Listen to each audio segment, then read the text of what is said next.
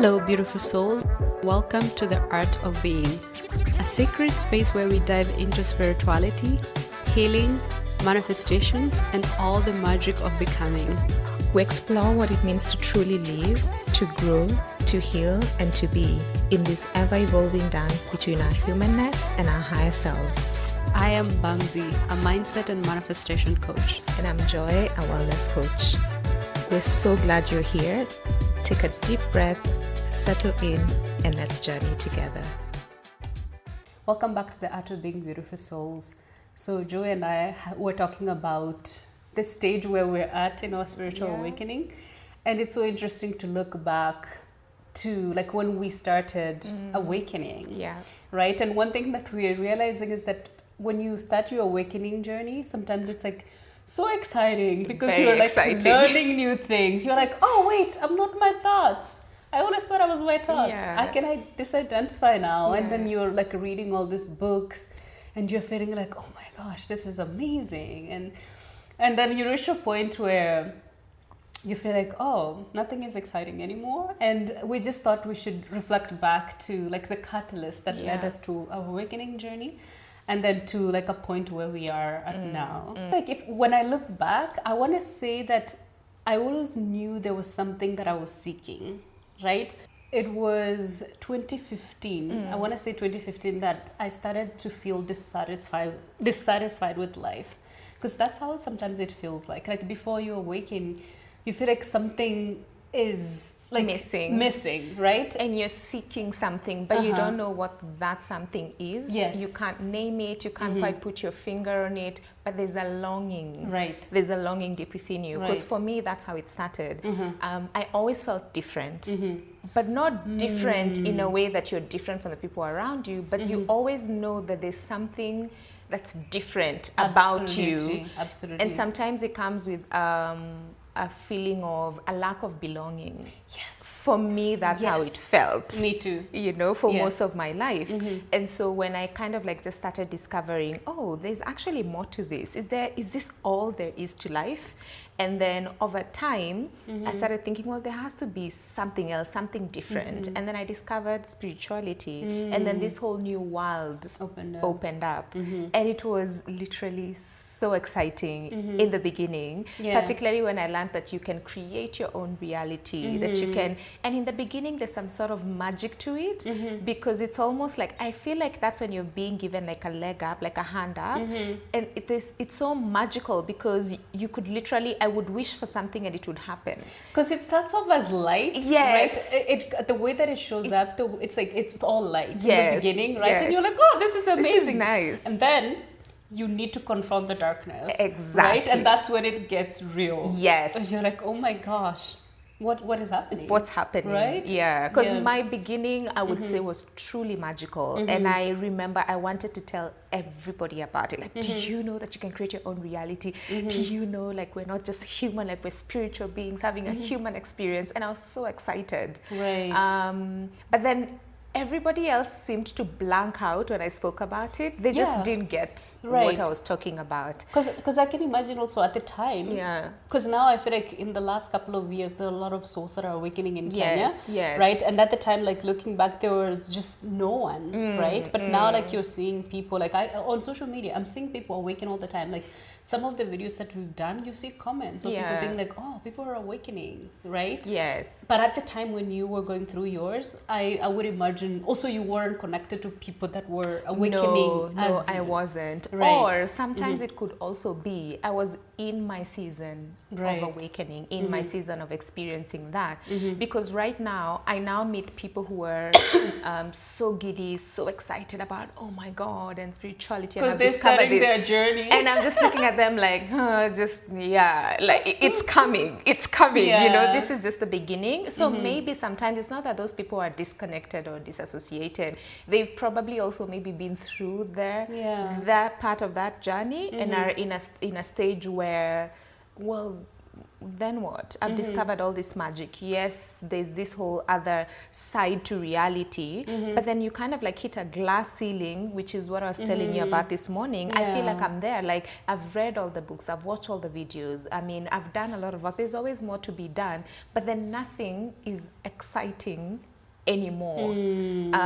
So maybe sometimes when we think that people are disconnected, disassociated, or they don't really get it, maybe they do, and maybe they're just in that stage of I feel like I've hit capacity, and it feels like life is one cycle, one after the other, learning a lesson, and then another lesson shows up, or there's this cycle or pattern that I keep repeating over and over and over again, and you just get to a point and you're like, well, what is this all about? Like, do I want to keep doing this? Have you ever felt that way? I mean, yes. I think like for me, the way it shows up, it's like I question, like, what is this even existence about? Because I think when you understand that this is an illusion, right? Like, we're souls having this human experience, right? We have never left, you know, we've never left the observer sit. We're just like, part of our soul is having this experience, but a larger part of the soul has never left, right? And when you understand that this is an illusion, so sometimes you're like, what is the point even? What's the point? Right? What is the point? So that is a question that I, you know, find myself asking all the time. You know, it's just like, what is it? You know, like, is it, because it's not about, because it used to be like, I feel like before our awakening, it used to be like, okay, I'm so ambitious about this thing, I'm gonna be ambitious, I'm gonna go and go get it. I had goals, I had like, this is how I envision, and I'm set. And now I feel like I'm at a point where there's nothing externally that I'm seeking, and I feel like that's how maybe for me it's showing up. It's like, there's nothing that I'm going after. I feel that there's now nothing as that well. There's nothing that I'm going after, and so therefore this reality is just about me being, right? Just being, and that, literally. It's not easy, because even though, yes, like we're huge advocates of, like, you know, the present moment, being, right? I feel like the way that I look at it is like, there's a part of you that feels sadness to the older version of you. For me, at least, there was an older version of me that used to be so excited about things, going after things, you know, not like chasing necessarily, but like there was like an ambition, right? When I look at what you mean. My older version of myself, it's like, just went after things, and like I was excited about some things in the external world, but now I'm no longer. Like, there's nothing in terms of like I'm going after that, and it's exciting, right? So it can be like very challenging to be in this space where you're just like, okay, so it's about being, right? And feeling the emotions and, I don't know, existing. Yeah. No, I feel exactly the same way. And a part of me is not saddened, but it feels like that ambitious part of me, that creativity, that wanting to go after things is nearly non-existent at the moment. I was so ambitious. Like, my older version was so ambitious. And I specifically think about myself when I was in undergrad. I was so like excited about things. You know, I did all of these things, and everything was exciting at the time, that like my younger version at that time. And then I was like, I'm going to go out into the world. I'm going to change the world. I'm going to, you know, I have this degree, like it was like a political science degree. I'm going to go and do all of these things and just be like a major person who like makes a difference in the world. And then I got out of school, and then I remember it was summer of 2015, and I was back in Boston. And I remember I was looking for jobs, right? Like, I'm more looking for jobs like in the NGO world that serve like marginalized communities, you know, refugees and all of those things. I wasn't getting anything. And then eventually I got a job as a communications assistant and receptionist. So even though there was a communications component of like, because that's what I studied, majority of my job was at the reception, answering phone calls. So this was the beginning of me being humbled. Yeah. I was being humbled. And then that's when the dissatisfaction started, right? It was set in. I would just wake up, go to work, I'm so numb. I'm just so unhappy with my life. I hated it. And I was like, it's the job. I can't do this anymore. I can't. So I did it for 6 months. And I was like, I have to leave. So then I applied for another job. I got a job as like a news writer at a news organization, still back in Boston.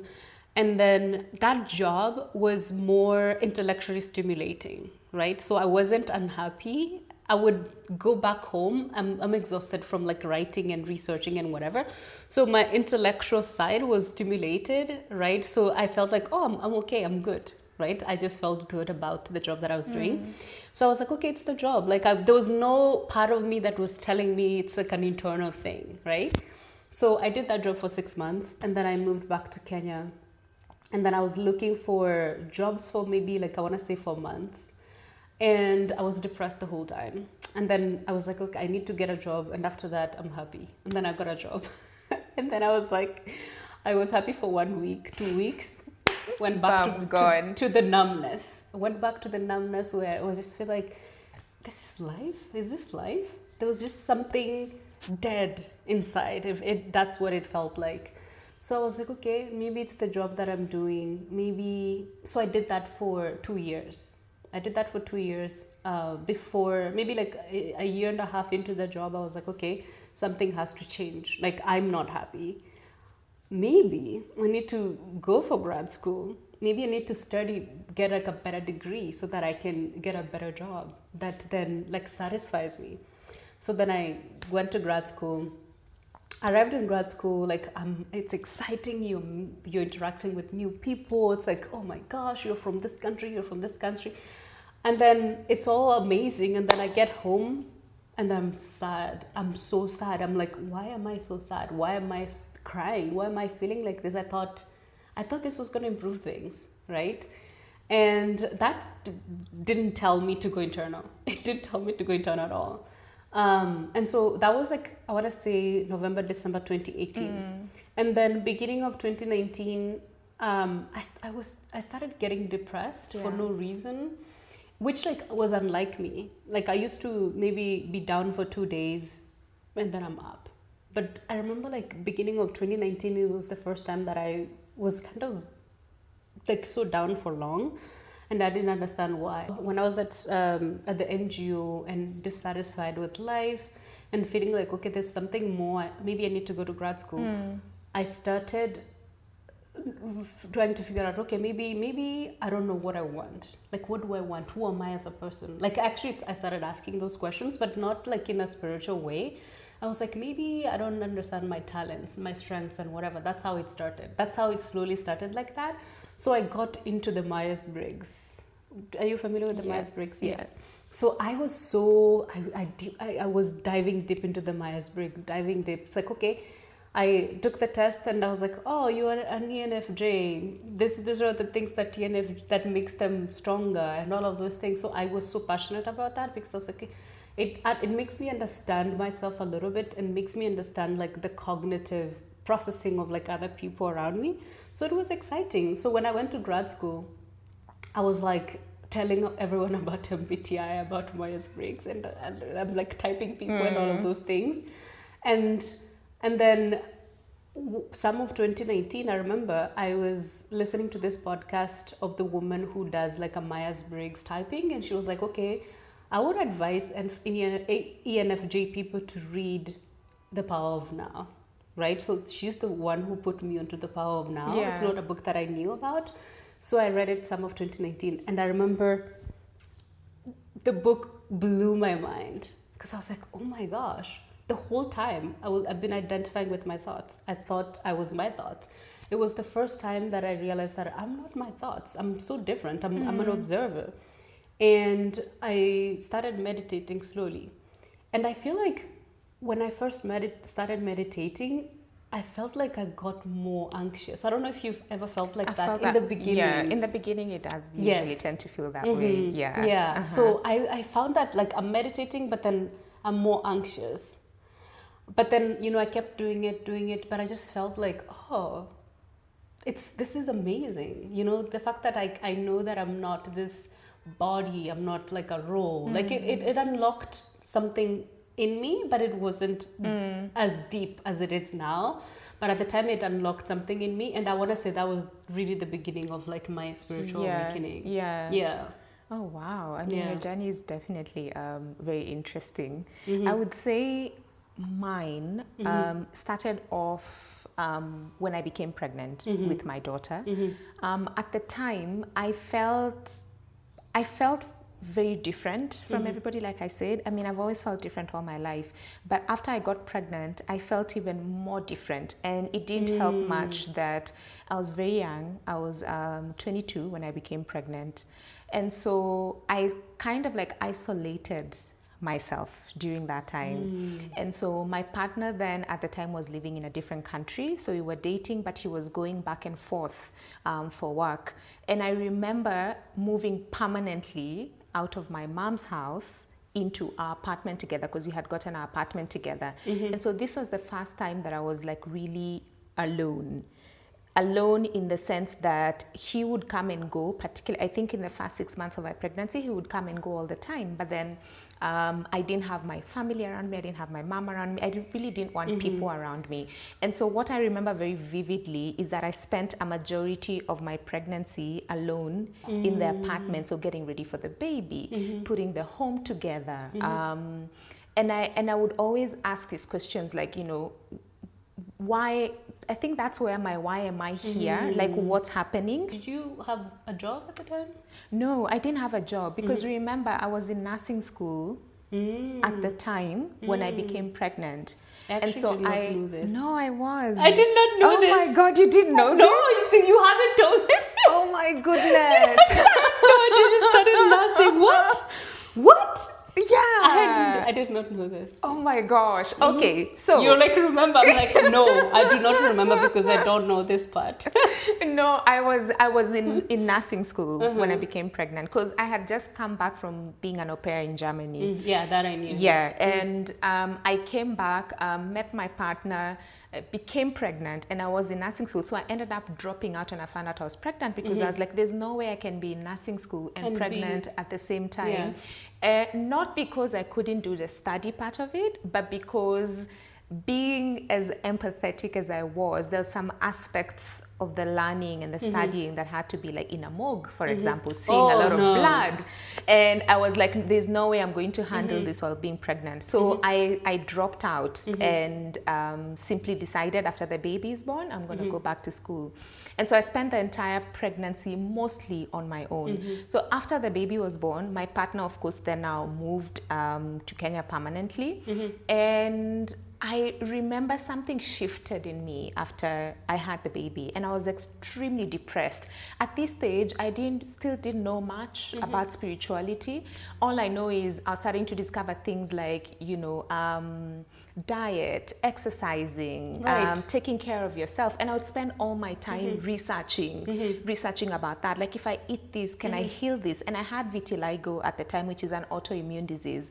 So as I was focused on healing the autoimmune disease, and as I was studying a lot of things to do with diet, I would then come across these things that say like, oh, you know, if you're on a spiritual path, you should be vegetarian, you should be this. And that was actually my first interaction with spirituality at the time. Yeah. Well, like the concept. The right? concept right? of The spirituality. concept of, and so I became really curious. And for a while, I actually went vegetarian, but I was really, really depressed. I still didn't really know what spirituality was at the time.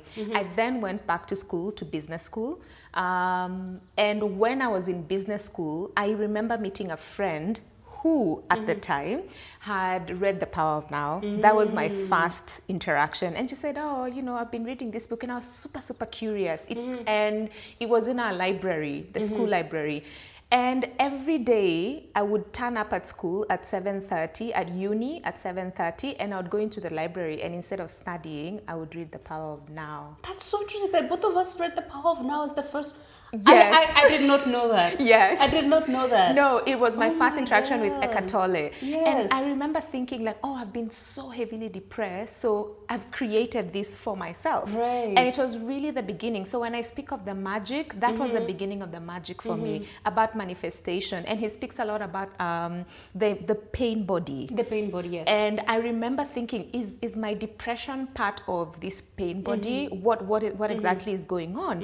And I remember setting these intentions and wishing, and even with my grades and being a parent, and somehow magically things would work out. And so that was my first interaction of, oh, there's something different other than this. And then I kind of like forgot about it for a while until 2018. I had just graduated from uni. I was looking for a job at the time. I still had not gotten a job. And I remember at the time, my partner and I were not in agreement in terms of me going back to work immediately. During that process, I was extremely, and I mean extremely depressed. I still remember that period between the half of 2017 and the beginning of 2018. I would spend all my time in bed.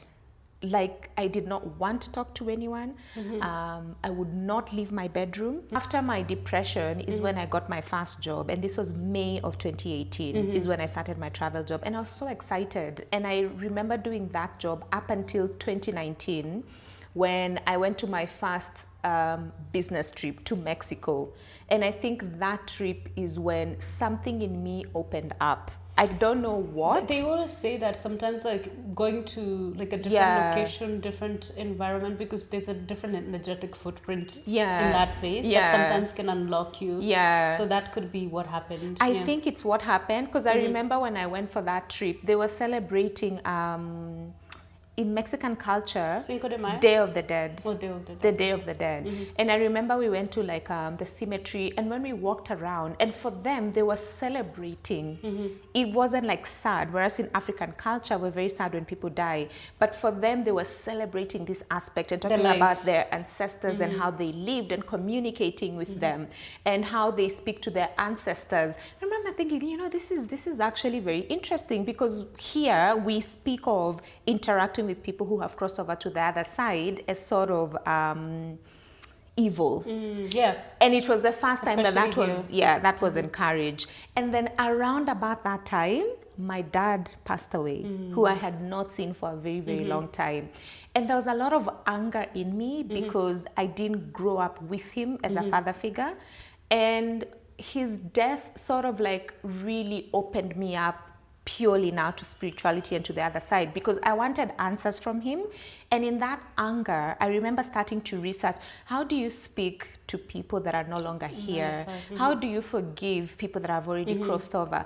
And I came across this book about grief, and it literally said, like, you know, take a chair, sit down, and then have another chair that's empty. Imagine them sitting there and you're having a conversation. Because if you set the intention, they're there. It's just that you don't see them. Well, right? And so I remember I started doing that, and it felt so real to me. I can't say that I felt him, but to me, I was actually having a discussion with him. Because that's all that matters. Yes, you, right? And I poured out my heart, my emotions, me growing up without him and how difficult life was. And during some of those conversations, I was so angry, and I was literally cussing him out, to be honest. But then something shifted in that moment, and I remember feeling this wave of like forgiveness. Yeah, you needed to let it release. And I let it go. And I remember getting this sense or this feeling that I have someone on the other side now who's watching over me. I love that. And it brought to me this concept of people are never truly gone, and sometimes you can have a better connection with people when they're on the other side, as opposed to when they're actually in their human form. Because I think the veils are lifted.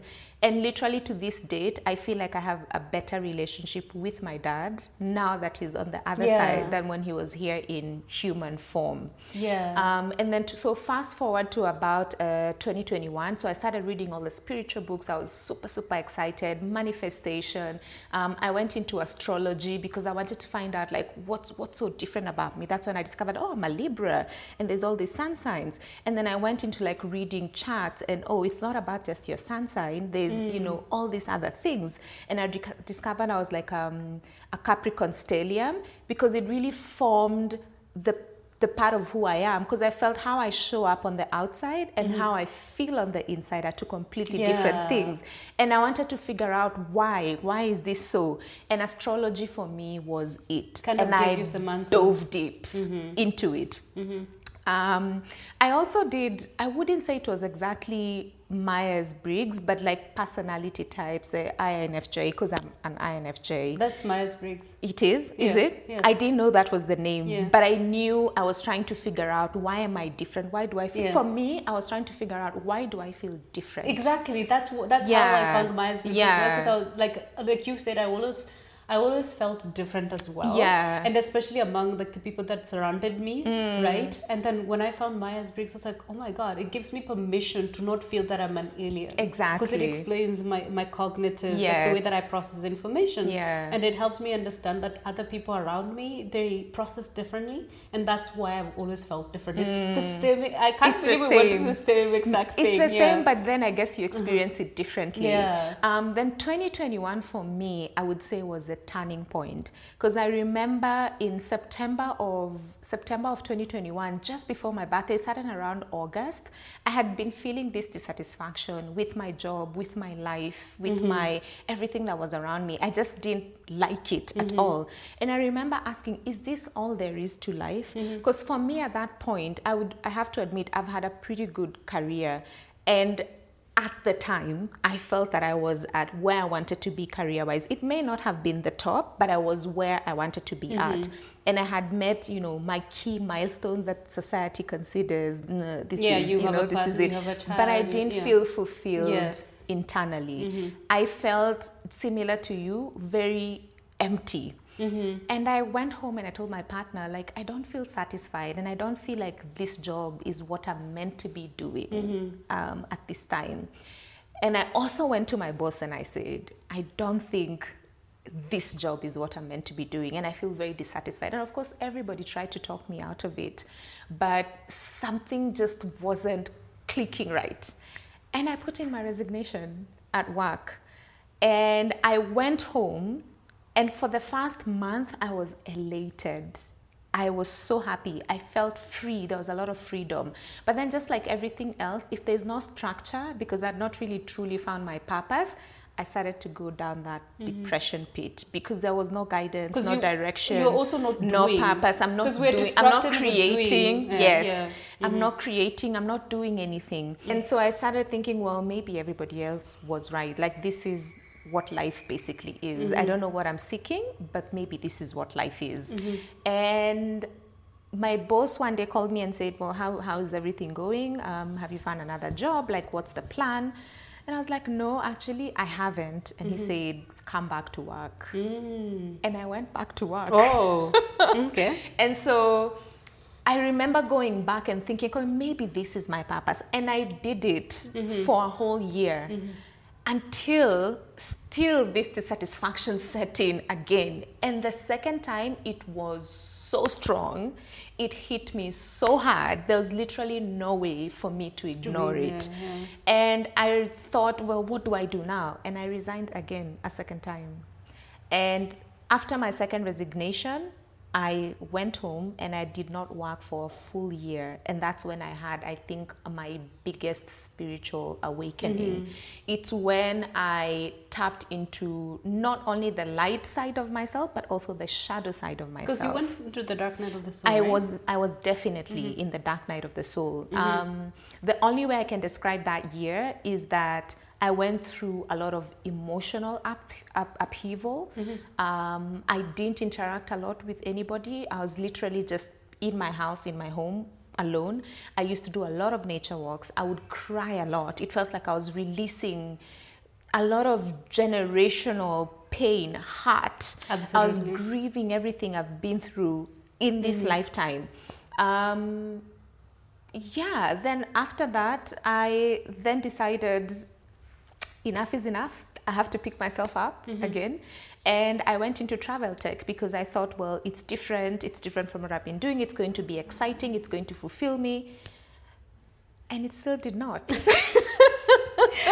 the fulfillment is not external. It's like literally, because it's literally the same thing. Like when I started my journey, remember, like I was saying that I would think like, oh, this job, I'm not happy. Yep. Maybe I need to do another thing. Maybe I need to get more education. Exactly. Maybe I need to get a better job. Yeah. That's going to bring me that full internal fulfillment. And it's the same thing, right? And then I end up at the same exact place because the same person that I was when I was dissatisfied is the same person that is now pursuing the degree. Yes. Is the same person that now has the job. Yes. The internal thing hasn't changed. Yeah, right? exactly. So it's like sometimes, honestly, like sometimes you need to go through some suffering in order to realize that it's not about nothing external can bring you that internal satisfaction. That's true. That it's like we search for things externally, but the whole time we're searching for ourselves. Internally, right? You're searching for yourself. You're searching to feel fulfilled, to feel at home within yourself. Right? Yeah. And so that's what I feel like the same theme that you went through. It's the same thing. It's the same experience that a lot of people go through. They think that they need to change something externally. But it's not about anything externally. Right. It's about internally. Right. But also, I think I'd like to put a disclaimer, because it sounds like that whole time we're down and we're depressed. Actually, that's not the case. Because for me, I had also very high moments and longer periods of euphoria, of feeling like, oh my God, like life is fantastic, life is beautiful, life is wonderful. But then it was always then followed by really low moments. And no, guys, it's not the contrast. And no, it's not bipolar. I promise you. I don't know if it was, but I feel like my life has always been these periods of feeling content, feeling really happy, feeling really joyful, and then it's followed by a moment of you know, low, depressed, feeling like I don't know what I want out of life. So the whole entire time was not just about being down and being depressed, because I feel like a lot of people think that spirituality and awakening is all about just being down and being depressed. But this is a significant period for me, at least. Like I want to say, like after like after I moved back in 2021, moved back to Kenya, when I went through the dark night of the soul, because that's when my dark night started. Honestly, it was dark for 8 months. There was no light. But I've also had that for 2023, a full year. Yeah, so there's certain periods where like it's just darkness. Yes. And I think it's because you're a butterfly, you're a caterpillar. The whole that's emerging you're out going of through metamorphosis, right? So there's a certain period of time where a caterpillar is just fighting for life, not knowing that like it needs to die in order to become a butterfly. But that's a natural cycle of life. But I think what happens is a lot of people resist the transformation. They resist going through the metamorphosis, and so they keep going through the cycle over and over and over and over again. Or sometimes they try to get out of the cocoon before they're ready. What happens to the butterfly when that happens? It just literally dies because the wings are not fully formed and they're not strong. And so if you don't fully immerse yourself into that pain, that grief, allow it to consume you and then let it go and then emerge stronger. If you resist the lessons, the patterns, then I think a lot of us remain in that wheel constantly over and over and over again, and we don't really get to the other side of the transformation. Yes, absolutely. Do you agree with that? No, absolutely, because that's why that period of darkness needs to last like a longer period, like a certain where like you feel like, oh my God, this is my entire life. Like the whole of beginning from June 2021 to April 2022. I just felt like I was in a hole. I was in a hole of darkness. Like the same thing you were processing when you're processing like generational trauma. I was like, this is not some of this pain is not mine. It's not mine. It's not mine because... And you can tell and you feel it. Yeah, because it's like you're carrying a whole load. Exactly. The intensity of it is nothing that anyone who's never experienced this, we cannot explain to you. The intensity that you feel during the dark night, I would cry, I would kneel. I'm literally like on my knees. It's in the pit of your stomach. Exactly. Yeah. I'm just like, I felt like the pain was gonna break you open. Yeah. And that intensity, I was like, this pain, yes, some of it is some of the pain that I suppressed when I was younger, things that I didn't process when I was younger because at the time I didn't have the capacity, right? Now I have the capacity, but I know that some of this is not mine. And really you feel like it's just too much. It's not yours. Right? It's a lot. And it's not just like a one day thing. Like it was a whole 8 months. An extended period of time. Every single day. Like there's no single day that I didn't cry. And the thing with the dark night, unlike other depression where like sometimes you can escape, right? You can't. With the regular depression, you're like, can. I'm just going to escape and watch TV and escape with whatever. The dark night, I couldn't escape. I could not escape myself. I could not escape the pain. I just had to go through it. Even when you try, it actually makes the process worse. Right. So for me, the only thing I could not watch TV at the time. I used to watch, but it didn't help. I would cry through it. I would cry through because I would also like, I found that I would watch with the story. You know what I watched most when I was going through the dark night? I would do repetitions of Grey's Anatomy. Grey's Anatomy. I would just finish Grey's Anatomy. I would watch from season 1 to like when 10, I watched Grey's and then Anatomy, I would go back.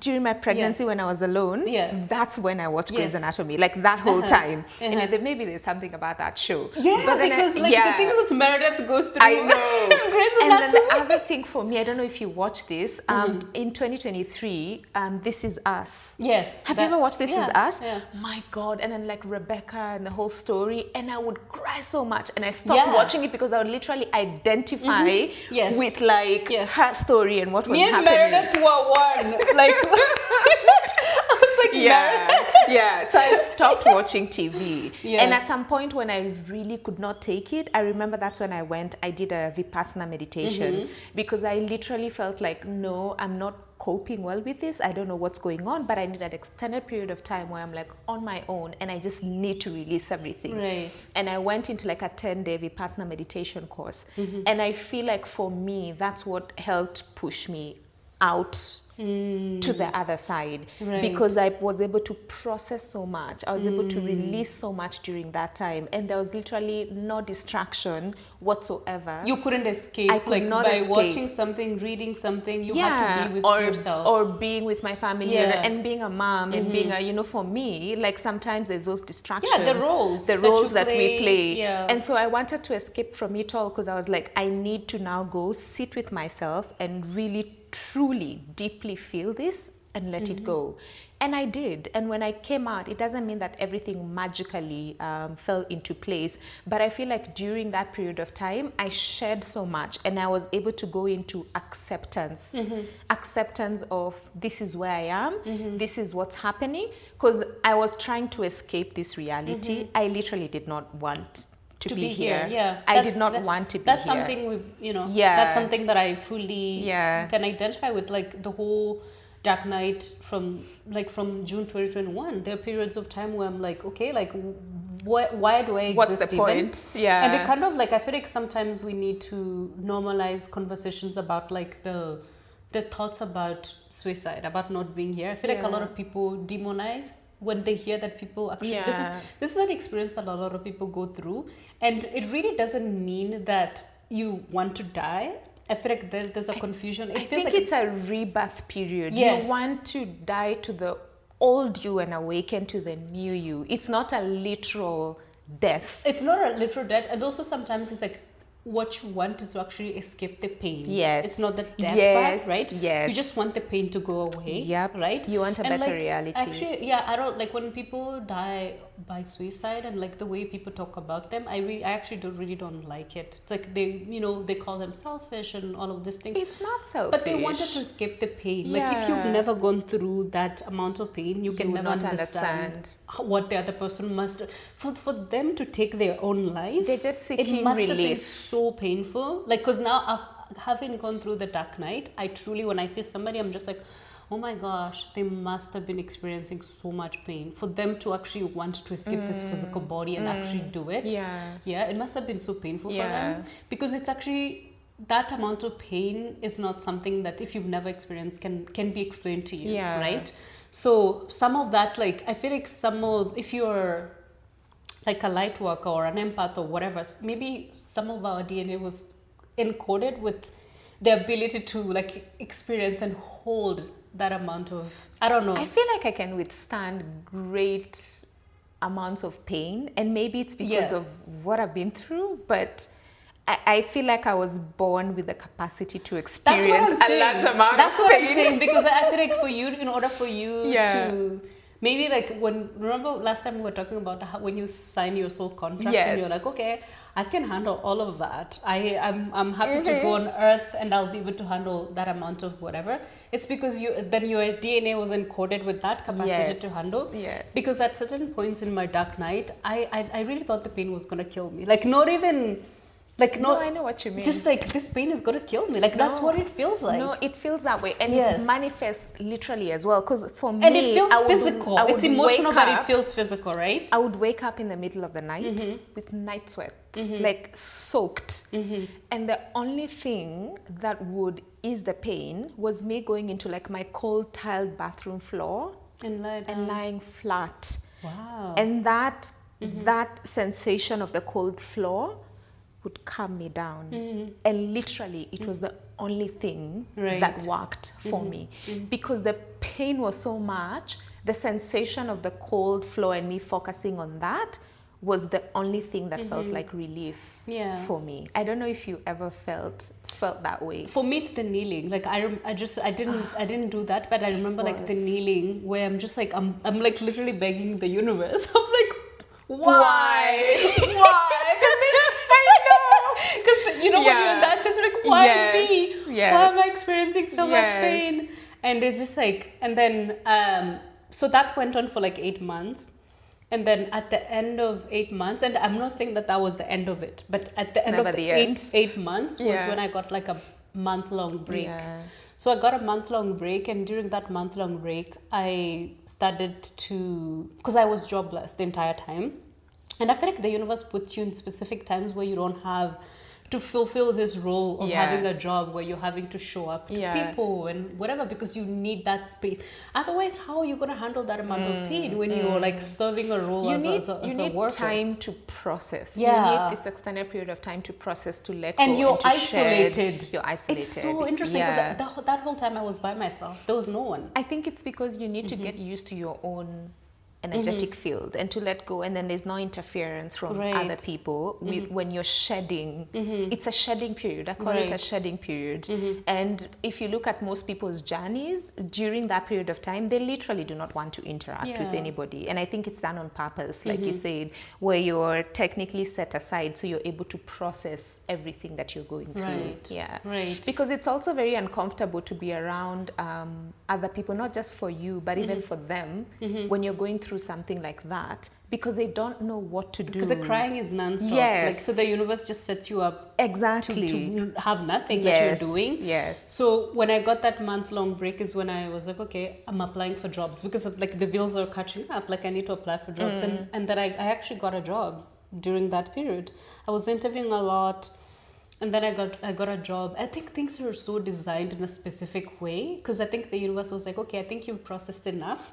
Now you need to now go and interact, even though like you're not fully out of the dark night, because I was not fully out of the dark night. I got the job, and then I maybe a few weeks later I traveled to Ghana, and before I traveled to Ghana, I actually encountered something that then sent me back into the pain. Right, I ran into somebody from my past that was like he was part of the things that I was processing through the dark night, because sometimes the dark night, the way that it shows up, it's like when you lose you're losing an identity of like who you thought you were, right? And it's like, this is how I envisioned myself, right? So when I moved back to Kenya, I thought I was going to have this relationship, right? I had high hopes of this person that I had a connection with in the past. And then moving to Kenya, I was like, okay, now I'm moving to Kenya, we're going to be together. And then I come back and he's not in the same headspace, right? And him and I are not in the same headspace. I'm like, I have this high expectations of us being together. And he's like, no, I'm not there. Like, I'm not in the same headspace. So my whole identity was shattered, right? My whole identity of like, I'm going to be in this relationship is shattered. And then another part of it is like, okay, I don't have a job. I don't have this thing that I'm doing externally. Now it's like, I'm going into this isolation where like, I don't have the person and I don't have a job. And so in the beginning, I actually thought I'm crying and I'm going through pain because of these two things. But the more as you go through the dark night, the deeper you go, you realize it was never about the person. It was just a catalyst. It was never about the job. You realize that this pain is much bigger than the person even or whatever. So before I went to Ghana for the job, I ran into the same person. And it seems like I hadn't shared everything to do with him. So when I ran into him, then it sent me into another. Oh my goodness. So another spiral. Another spiral. So like between June 2022 to I want to say April again. It's like I had this thing of June to April. June 2022 to April 2023, I was in another dark night where I had a job now. I had to perform. Like I'm crying. Thankfully, the job was remote. When I came back from Ghana, it's remote. I'm not interacting with anyone. So, and there was a difference in time zone. You know, a lot of my teams were like in India and the US. So I only interact with them like in meetings. When I'm not in meetings, I'm doing my job while crying. I'm in so much pain. And then I remember like towards the end of maybe 2022, around October, I was like, okay, I need therapy. And then I got a therapist, like a talk therapy person. And then we had like maybe 2 sessions. But I'm just like, there's nothing she's telling me that I don't know. Because it's like, there's either I've read it or I've experienced it. There's nothing new, and this is not helping me. I ended up becoming a therapist to my therapist. I really had to, like, I had to tell her, like, hey, I'm so sorry. I really don't think, you know, this is helping me, and I think I need to take a break, and, you know, it's nothing to do with you, whatever. It's just like it's not working for me. So I had to, so I had to sit with my pain. But then by April 2023, I was like, okay, something has to give. I can't, like, this can't be my life. Like, I can't just be in pain the whole time. Yeah. So I was like, okay, maybe I need a deeper help. So then I sought hypnotherapy. I got in touch with like one hypnotherapist. It didn't work out, and then I got in touch with another one, which both of us saw the same. Yes, the same. Isn't it funny how we've gone through the same? Yes, we didn't know each other, but we saw the same hypnotherapist at different points, right? So, so I saw her, and then she put me in like child regression therapy, and that kind of helped me release. And I want to say like that was the beginning of me just getting out of the dark night. I want to say like April, May 2023 was the beginning of me slowly. It wasn't, I'm just slowly getting out of the hole. And that's when I was like in the thick of things. Yeah. So like we overlapped a little bit. Yes. Yeah. So, but you know, like I wasn't fully out of it, but at least I wasn't crying every day. You're feeling some relief. Maybe I was crying like twice a week. It wasn't every day. And I want to say like beginning of 2024,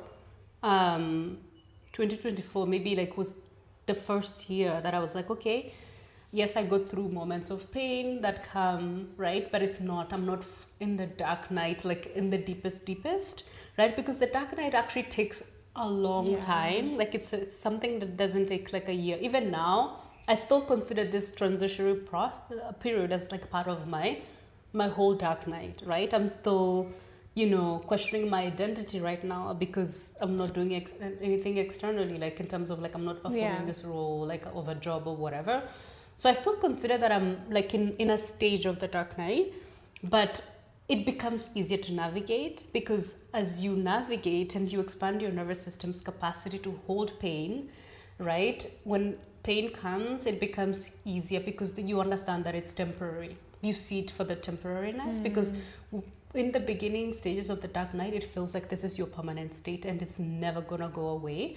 But as you're aware, because you go through the contrast from time to time, like now you see, like it comes and you understand that it's a temporary process, even though you don't want to experience it, right? But you understand that, okay, it's temporary, it's gonna pass, and then I'm gonna experience something else. Yeah. And so that's where I am right now. Yeah. I think I'm at the same point, but I think for me right now, what I can say is that I feel like I'm in that season or that period where I feel like I've hit the ceiling. Right. Hit the ceiling in terms of, I mean, I don't feel like I want to experience any more pain. and things in my external reality I don't go into the story and into the pain anymore. I don't feel like I can read another spiritual book at all. Nothing in my external world is exciting, not the job, not the ambition of going after something. Like literally right now, nothing is exciting to me. And so like we were having the conversation this morning and I was telling you, like, I feel like there's nothing else that I feel I need to experience. And it's almost like, what now? What next? And that's where I'm at in my journey. Yeah. I mean, like, I have those moments, as I was saying, because when you were telling me, I was laughing, because I'm like, I understand exactly what you're talking about, because it's like, I catch moments where I'm just like, what is this reality even about? You know, why? Yeah, because we still, like, even though we've been through the journey, we've been through the pain, we still question why we're even here, why we exist. Like, you know, those questions still come, right? Like, why? And I know it's temporary, and I know usually when you go through this period, it's because you're about to move on to a next stage. Absolutely. Or a next step. Even though it doesn't feel like that. It doesn't feel like that, but I know it's because I'm about to move on to a next stage and a next step, which is fine. But literally right now in this stage, I'm like, yeah, maybe it's because then the next stage when it comes, you're not going to expect it, right? Because now you're at a place where like nothing is exciting, and then when it comes, because that's you and I have talked about this, and we were talking about this even in the morning, like this duality thing of like, when you go through contrast and you experience like so much pain, or you experience the darkness, when the light comes, when there's a wave of light, it just feels much deeper, right? Yeah, I agree with you. You experience it at a deeper level. And it's not even like euphoria. I think like it comes in as a sense of peace, contentment, joy, a level of detachment, but not detachment in a way that you're escaping, just detachment in that you're no longer identified with the story. Right. And I really, really feel that probably, and I hope that that's what's coming for me, because I don't have the capacity to experience any more pain or challenges. Yeah. I mean, I know I do, but I don't want to. No, I don't want that to pain, be my do you story. mean pain or suffering? To me, I use the same interchangeably. So both pain and suffering, to me, they're the same thing. Yeah. For me, the way that I see it is, I see like I don't want to suffer anymore. In fact, I don't suffer anymore. Like there's no suffering that's allowed here. I'm at that stage. Yeah. So I don't suffer, but I still experience pain. Because I think for me, the way that I see it, suffering is a prolonged state that comes as a result of the story that you're tell making yourself about the pain. Whereas pain is like you experience moments of pain and then it's done, and then there's and a pain is like an emotion. It's a thing that's going through your body that then needs to pass through, move through, because it's and emotions, right? At energy in motion, right? That's what pain is. It just moves. It needs to move and release, because if you, of course, release it, it's just going to leave your body, right? That's how I see pain. It's temporary. Whereas suffering is where you're like, okay, I'm experiencing this because I'm X and X, because of my identity. You tell a story about that pain that you're feeling, right? It's what our guest was talking about last time when he was saying that, you know, the way the heart and brain, the way they communicate, right? An emotion is produced, right? If you experience that emotion and you let it go, it's going to leave your body, right? But if that emotion you experience, you don't process it, then immediately it sends, and then you have an interpretation of that. It's a story that you create, and then that story that you create then produces a deeper emotional, and then it's magnified. It's magnified. That's because you didn't experience it and let it go. So I don't suffer. Like I've told people, like now I don't suffer. I still do experience pain. Like last night, I was in fact feeling heavy in my chest. And these days, like I sit with myself. I'm like, okay, how am I feeling? I was feeling a lot of sadness, and sometimes I'm not able to tell like where is it coming from. And sometimes you and I have talked about this. Sometimes you took a walk and you picked up on somebody's energy, right, and that actually impacts you, right? So sometimes sadness can come out of nowhere. Like in fact, last week I was walking, and I felt like I was picking up on like the emotions of the collective. In fact, I was just walking and crying, and I'm like, that is not mine. it's not mine. I can tell when it's not mine. I'm just picking up on the collective, whatever is going on. So last night I feel like that's what was happening, because I was like, it just came out of nowhere. And sometimes I've had moments where like it comes from nowhere, and I was just feeling a lot of heaviness, right? And what I do, and I observe myself so carefully these days. It's like I am able to observe, like I'm able to step out and I'm able to observe myself. I was observing myself, not like escaping, like I'm fully aware that I'm not present with my sadness. I was watching TV. So like as an observer, I'm like, okay, there's a sensation going in your body, but you're not, I'm fully aware that I'm not sitting with it. It's like you're observing yourself as you're experiencing this. And I'm allowing myself to do that. I'm like, okay, I'm just watching this show. When I switch off the computer, I'm going to sit and give you attention. Literally, I was doing this. Yeah. When I finished watching, I just shut the computer and I was like, I just lay down and I was like, okay, it's feeling so heavy here, right? And there's nothing I need to do, honestly, because I'm like, I don't need to do like a breath work. I just need to acknowledge that my chest is feeling heavy because of sadness. And I was telling myself, it's okay, even if I feel sad. I still love and accept myself, even with the sadness. I see you, I still love and accept myself. And I went to bed like just saying that mantra, because there's nothing I needed to do. It's like the sadness, it just wants to be seen, right? Because it's there. It just needs you to acknowledge it. So that, I don't think, as long as I'm in this human body, I've made peace with the fact that pain is just going to come. And even if it's not, caused by somebody, like you had a conflict with somebody, or like disappointed by somebody, sometimes you, in this nature of like what we are and what we do, you pick up on other people's pain. So I feel like that you can't shelter yourself unless like you build like a cocoon where it's just you, and you completely isolate in yourself. Your energetic and that's not what having this human experience is all about. So I would find that to be extremely unhealthy, because I don't feel like we came here for that. Because we came here to have an experience. In this human reality. So if you isolate yourself and cocoon yourself, you're not really having the experience that you signed up for. So and it's exciting, I think. It's exciting. So I think that's why I've made peace with the fact that I can never escape the discomfort or pain, but suffering. I can choose and I've chosen, to suffer. And I've chosen that I'm not going to suffer anymore. I'm not going to create any story that doesn't serve me. I've stopped the creation of stories. Do you catch yourself now when you're about to tell yourself a story? Because I've found nowadays I'm really able to catch myself when I'm about to tell myself a story or create a story. So if something that has happened, maybe I'm having conflict with you or I've observed something, and I start to tell myself a story about that conflict. I literally now catch myself and find myself saying, you don't know that those are the facts. That's a story that you're telling yourself.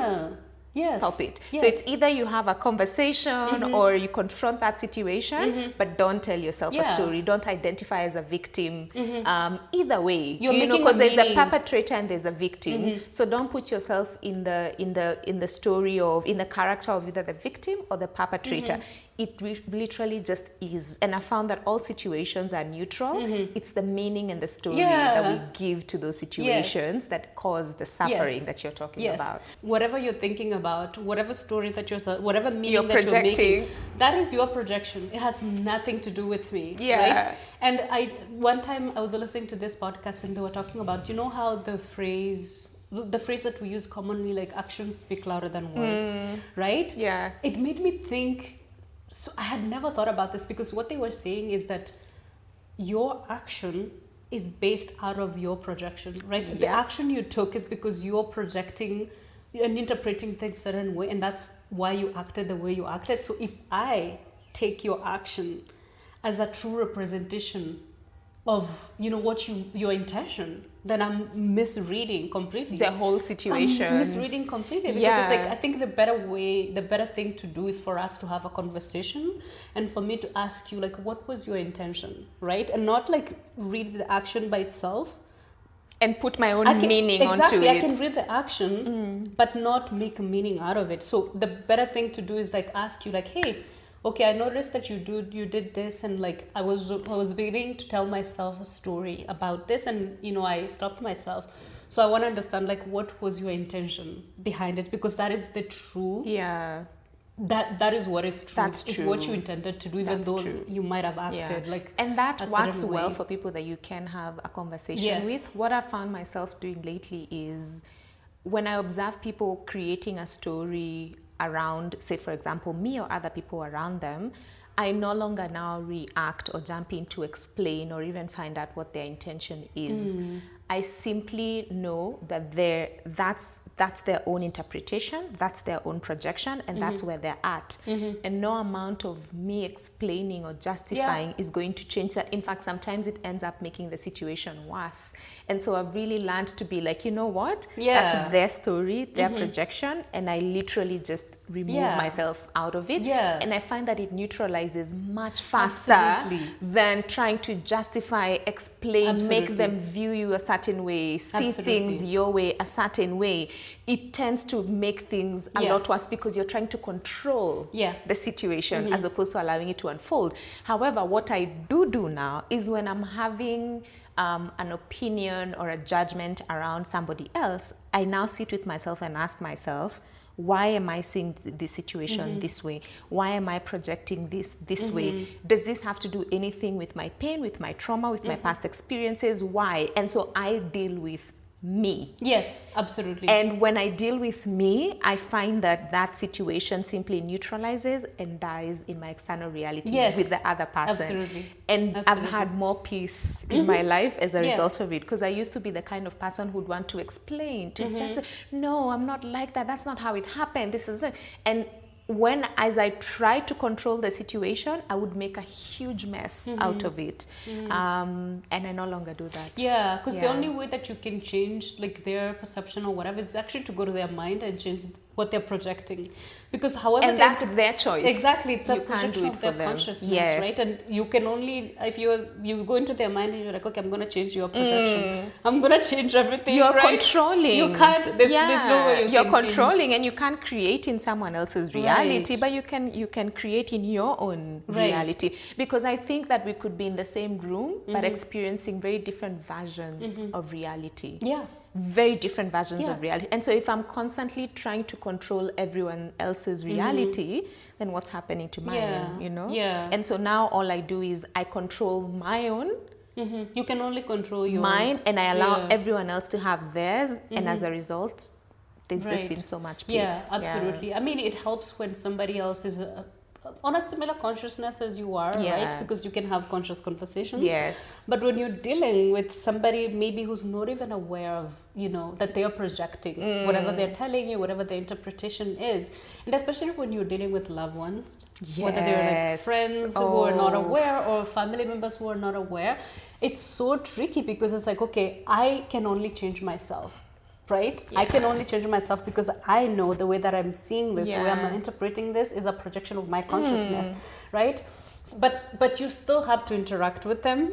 And it's just a very tricky balance. It's a very tricky balance. It's a very tricky balance. I think that's I'm still trying to navigate. Like right now, that's like what I'm partly struggling with. I think, but that's where now on a human level, it's where you basically just apply emotional intelligence when dealing with people. I mean, everything is spiritual, yes, but then it's basically just emotional intelligence, realizing that this person is where they're at. Yes. And there's nothing that you can do about it. And the more that you try to explain to them, the situation gets worse and worse. You know what I don't do now? It's like if I'm interacting with somebody that I'm in a contract with them, I can't, like, especially like a family member, you're in a soul contract.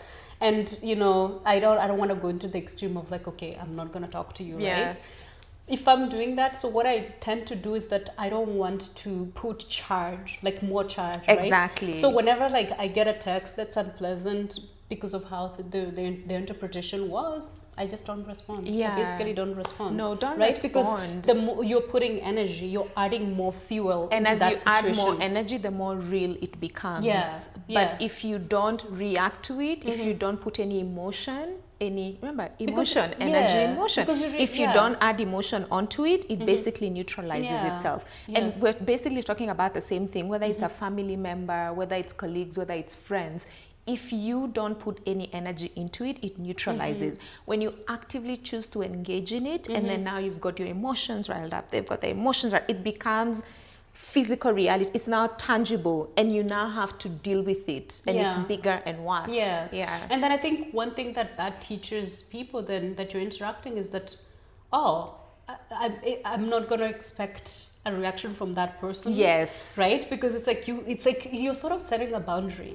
Like without even saying that I'm setting a boundary. Because people are usually looking for the reaction. Exactly. And when they get that reaction out of you, then they know that what they can to get aroused out of you. Yes. And that's what I think we mean by saying like you create your own reality, right? So if you choose to disengage from that, I'm not going to put more fuel, I'm going to put energy into this thing. It dies because then there's nothing for them to react to. Yeah, because they know even if whatever they say, it's not gonna trigger you, it's not gonna upset you, and so they literally can't keep fighting nothing, and so it neutralizes the situation. I think I find that's what's been helping me lately, even though like in the beginning it just feels so uncomfortable because there's a part of you that wants to go in, respond, explain, engage, and that part of you maybe is like the older people pleaser in you that used to want to be like appear good, people please.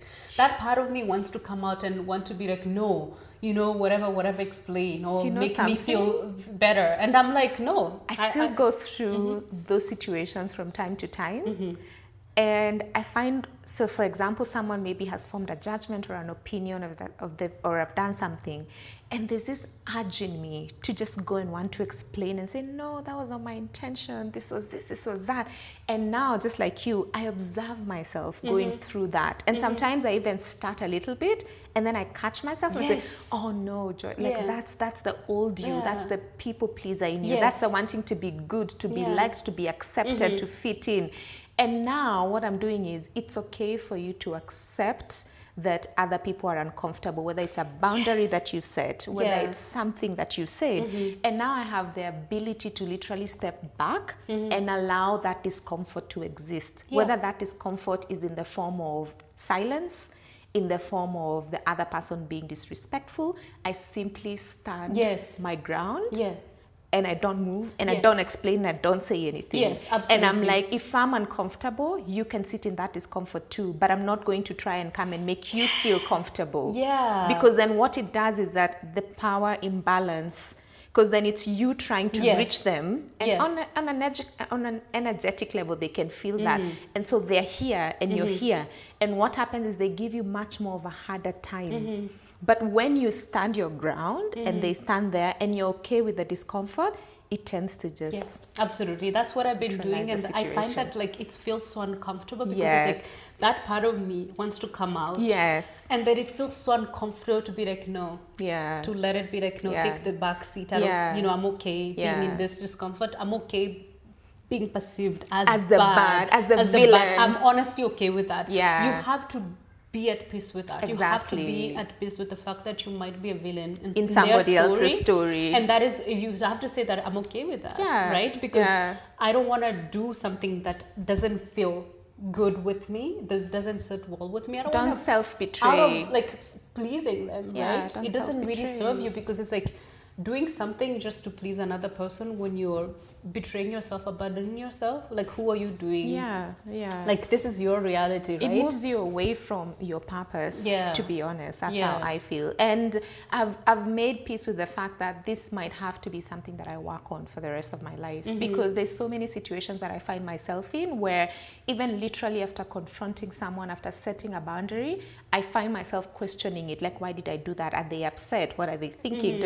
All of those things. And it's a lot of internal work, but now what I do is I do it, I live it, and then I deal with myself and those questions and those feelings internally. Whereas before, I would do it and then kind of like go back and try to ease and appease the person. You know what I mean, right? Absolutely. And I try to appease the person. And what would end up happening is that I would end up feeling more powerless, and I would end up feeling very upset with myself, almost shameful, because you've self-betrayed. Yeah. And it would make me shrink even more as opposed to feeling expansive. Yeah. Whereas now I might feel uncomfortable because you're not used to Yeah. it for a while, but then after some time it disappears and it goes away. And I think it's because I've expanded a little more Yeah. into standing in my, Yeah. you know, I don't know, Yeah. in my authentic self, Yes. and in my power, and being Yeah. okay with disappointing other people. Yeah. And honestly, like, it goes back to like the journey of what we're talking about. We've dealt with so much, we've processed so much, held so much discomfort that, like, what is this little discomfort Yeah. it's nothing compared to Yeah. what we've processed before. And I think, like, part of this journey is like what we've gone through was like preparing you to be like your authentic self, because your authentic self is true to what I don't want to please anymore. That part of you doesn't want to please anymore. So Yeah. if I need to sit with discomfort, then that is what it is, Yeah, right? yeah. But because you've dealt with discomfort before, you've held discomfort before, then this is nothing compared to what you've processed and held, the Absolutely. pain we were talking about. Yeah. And I feel like part of that journey was like preparing us to be in a place where, like, you're choosing yourself and you're being authentic to yourself, because that is what's true to you. Yeah. Alright, that's a good discussion. I loved so it. Yeah. this has been amazing. I think, you know, if you resonated with any of our journeys, or you resonated with any of our, you know, painful, going through darkness, going through light, going through the ebb and flow, chasing things externally because you were looking for yourself. If this resonated deeply with you, we would love to hear from you. Give us feedback. You can leave us feedback on Apple Podcasts or Spotify. You can also leave us feedback on YouTube via comments, like this video, subscribe to our channel, and we will be back next week with another episode of The Art of Being. So until next time. We hope today's conversation resonated with you, brought you a sense of clarity, and maybe even challenged you to reflect further on your healing and spiritual journey. If it touched something in you, would be so grateful if you left us a 5-star rating on Apple or Spotify. And if you're on YouTube, share your thoughts in the comments. We'd love to hear your reflections or suggestions for future topics. You can find our socials and email in the episode description. We always love hearing from you. Until next time, take gentle care of your soul, mind, and body.